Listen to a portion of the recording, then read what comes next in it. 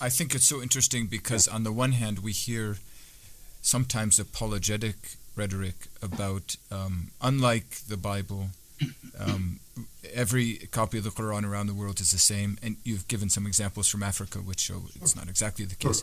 But then on the other hand, it's just as orthodox, and actually maybe more orthodox to say, no, actually it's a pluriform text with the 7 different readings. I have a version of the Mus'haf, or the Quranic text, which through a color system indicates all the variations for the 7 different readings, and this is not produced in the West by some Orientalist trying to complicate things, but it's coming from the Islamic world.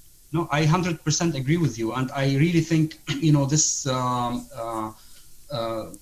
this is in the past 150 years it was really politicized, and Muslim apologists in trying to basically defend against Orientalists and scholars who were trying to criticize the integrity of the Quran.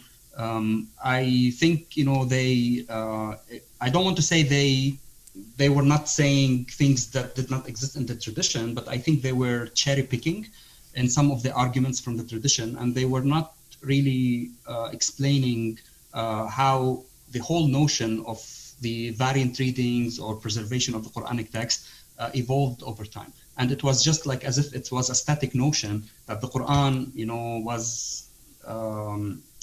was preserved. It was not falsified. It's verbatim transmitted to the Muslim community as is.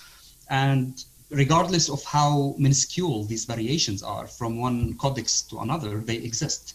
And Muslim scholars for hundreds of years, they acknowledged that. They were saying, well, look, we do have variations. We don't have a problem with that. Right. So when someone comes and tell you, well, no, there are no variations, well, that's not accurate. It's more complicated.